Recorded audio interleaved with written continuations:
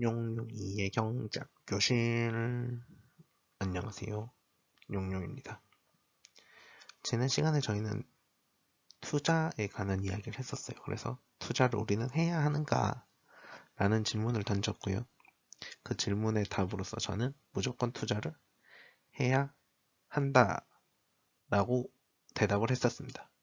우리는 의뢰에 이제 인플레이션율보다 높은 이자율을 받기 위해서, 그리고 우리 과거 부모님 세대가 살았던 것만큼 살기 위해서 우리는 투자라는 것이 반드시 필요하다라는 이야기를 했고요. 그런데 오늘은 그와 반대되는 이야기를 조금 하겠습니다. 그래서 오늘은 주식 투자를 해도 되는 사람, 그리고 주식 투자를 하지 않았으면 좋겠다라고 생각하는 사람, 이렇게 해서 나눠보도록 하겠습니다. 그럼 주식 투자를 안 했으면 좋겠다라고 생각하는 사람은 어떡하냐? 그 사람들도 투자하라며 라고 이야기를 한다면, 이제 그분들은 다른 방식의 투자 방법을 찾아봤으면 좋겠다. 그리고 투자에 대해서 다시 학습했으면 좋겠다 라고 생각하고 있습니다. 우선 주식 투자를 해도 되는 사람이 저는 분명 존재한다고 생각하고요. 대다수의 사람들은 주식 투자를 반드시 해야 한다고 생각하고 있습니다. 그리고 근데 이제 투자에 대한 잘못된 이해를 가지고 있는 사람들이 있기 때문에 주식 투자를 하면 안 되는 사람이 존재한다고 생각하고요. 이분들은 다른 방식의 투자 방법을 고민해야 한다라고 생각하고 있습니다. 그럼 이제 왜 주식 투자에 대한 이야기를 하느냐라고 하면, 이제 우리가 투자를 하는 과정에서 정말 다양한 방식들이 있거든요. 부동산도 투자할 수 있고요. 비트코인도 할 수 있고요. 그 다음에 주식도 할 수 있고요. 채권에도 투자를 할 수 있습니다. 그리고 전문가에게 맡기는 펀드도 있고요. 그 다음에는 또 이제 보통 예금은 제가 보관이라고 이야기를 했지만, 그 넘어서는 이제 정기 예금도 있고요. 적금이란 개념도 있습니다. 그래서 다양한 투자 방법이 있는데, 우리가 투자하고 있어 라고 이야기를 했을 때는 제일 먼저 사람들이 떠오르는 게 주식 투자이기 때문에 주식 투자에 대한 이야기를 할 거고요. 또 정말 많은 사람들이 지금 하고 있기 때문에 이 이야기를 조금 해보려고 합니다. 그래서 제가 생각하는 주식 투자하면 안 되는 사람 세 가지 유형에 대해서 알아보도록 하겠습니다. 우선 첫 번째는 돈을 따는 사람들입니다. 이게 어떤 마인드냐면, 주식 투자를 하는 과정에서 이제 이게 투자의 개념으로 들어오는 것이 아니라 도박의 유형으로 들어오시는 분들이 있거든요. 그래서 저는 종종 이런 질문을 듣습니다. 용용아, 너 주식 투자하니? 나 하고 있지 라고 대답하면, 야, 너 돈 얼마나 따봤냐? 라는 이야기를 하시는 분들이 계세요. 그럼 저는 어떻게 대답하냐면, 너는 회사에서도 돈을 따오니? 라고 오히려 역으로 질문을 하거든요. 우리가 노동을 통해서 받아온 임금은 우리의 노력이라고 생각을 하고 있어요. 그래서 그거는 따오는 게 아니라 벌어온다라는 생각을 하는데, 투자를 통해서 받아온 돈은 따온다라는 이야기를 하고 있거든요. 이게 그러면 투자를 해서 나의 자본이 일을 해서 돈을 벌어온 거잖아요. 수익을 낸 건데, 그 부분에 대해서 그걸 도박이라고 인지를 한다면, 저는 그런 분들은 투자를 하는 데 있어서 조금 조심해야 된다고 생각을 하고요. 오히려 그런 분들은 주식 투자를 하는 것이 아니라 펀드 같은 상품에 가입하셔서 이제 전문가에게 의뢰하는 것이 좀 더 좋지 않겠나 라고 생각하고 있습니다. 아무래도 이제 시장에 대한 이해가 부족하고요. 또 이제 투자에 대한 이해가 많이 부족하신 분들이라고 생각을 하거든요. 그렇기 때문에 돈을 딴다라는 표현은 이제 쓰지 않았으면 좋겠고요. 또 돈을 딴다라는 표현을 하시는 분들은 이제 내가 알고 있는 것이 잘못됐구나라고 인지를 하신 다음에 이것을 수정하는 작업이 반드시 필요하다라고 생각합니다. 다음은 믿음이 강한 사람들입니다. 이 믿음이라는 게 정말 말도 안 되는 믿음들이 존재하거든요. 주식시장 내에선. 어떤 형태의 그래프를 그리면 무조건 올라간다.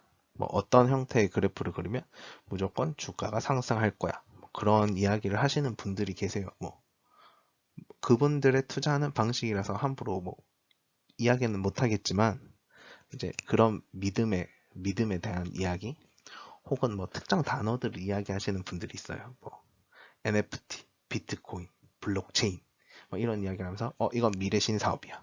미래 신사업이니까 무조건 주가가 오를 거야. 뭐 이렇게 이야기하시는 분들도 있고요. 혹은 뭐 이제 뭐 산업별로 해서 어디서 한 자리씩 따와서 뭐 이상한 단어를 만들어 오죠. 그런 단어들을 만들어서 여기에만 투자하면 돼.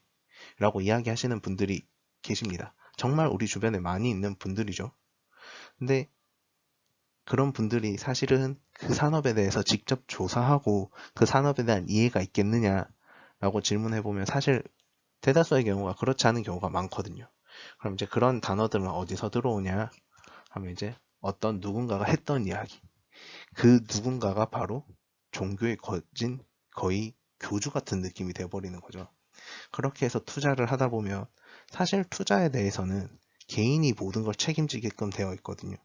근데 개인이 책임져야 되는 행동을 하는 과정에서 그 모든 권한 자체를 남에게 넘겨준 거잖아요. 그렇기 때문에 나의 의지 없이 투자를 한 다음에 손실은 내가 메워야 되는 상황이 발생할 수가 있는 거예요. 그렇기 때문에 이렇게 투자하는 분들은 상당히 이제 위험하다라고 생각하고 있고요.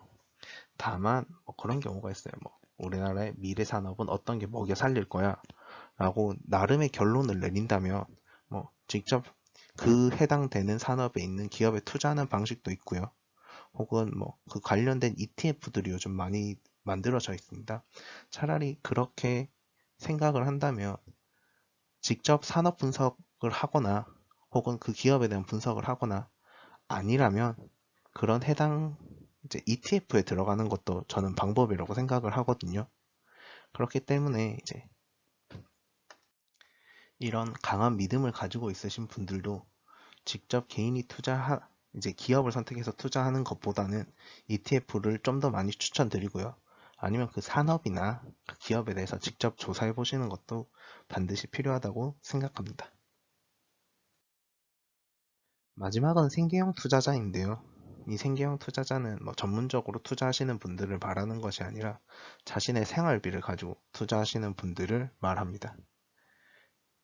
우리가 일상에서 보면 이제 이런 분들이 진짜 존재할까라고 생각하지만 자신의 생활비를 가지고 투자하시는 분들이 주변에 의외로 많이 있습니다.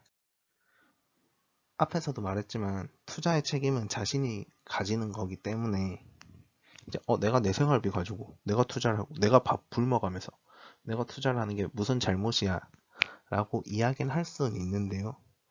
사실은 이제 그까지만 하면 괜찮은데 이제 이게 남에게 피해를 주는 경우가 발생할 수 있거든요. 뭐 이제 자신의 생활비로 투자를 하다가 손실이 나면 어쨌든 생활을 하기 위해서 뭐 대출을 하게 될 거고요. 그 대출이 늘어나게 되면서 이제 그 대출을 갚지 못하는 경우가 발생할 수도 있는 거거든요. 물론 대출을 해서 뭐 레버리지 투자라는 형식으로 투자를 하는 경우도 있기는 합니다. 하지만 자신의 생활비로 혹은 자신이 생계를 이어가기 위한 최소한의 그 비용을 가지고도 투자를 하는 것은 매우 큰 위험이 따르고요.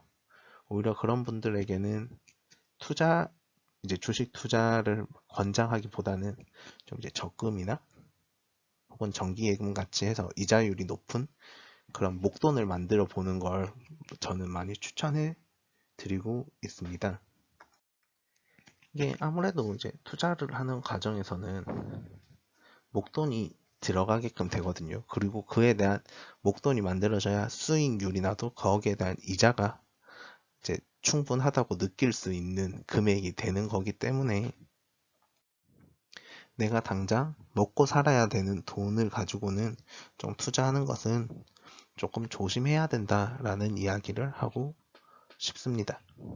그래서 제가 말했던 돈을 따는 사람들, 그 다음에 믿음이 강하신 분들, 그 다음에 생계형 투자자들, 이렇게 자기의 생활비를 가지고 투자하는 생계형 투자자분들은 이제 주식 시장에서는 조금 조심하셔야 한다라는 말을 꼭 하고 싶고요. 또 이제 그런 분들은 주식 투자를 하기 전에 투자에 대한 개념을 다시 한번 공부하는 것이 반드시 필요하지 않나 라고 생각합니다. 오늘 했던 이야기는 매우 개인적인 이야기고요. 또 저와 생각이 다른 분들도 존재할 수 있다고 생각합니다. 다만 제가 생각하는 이상적인 시장의 모습 혹은 이상적인 금융시장의 형태 또 이상적인 투자 방식 또 이상적인 투자에 대한 개념에 대한 그리고 투자에 접근하는 이상적으로 투자에 접근하는 방식이거든요. 그래서 그런 이야기를 한 거라고 생각해 주시면 좋을 것 같습니다. 궁금한 사항 있으시면 댓글로 남겨주시고요. 구독과 좋아요는 필수입니다.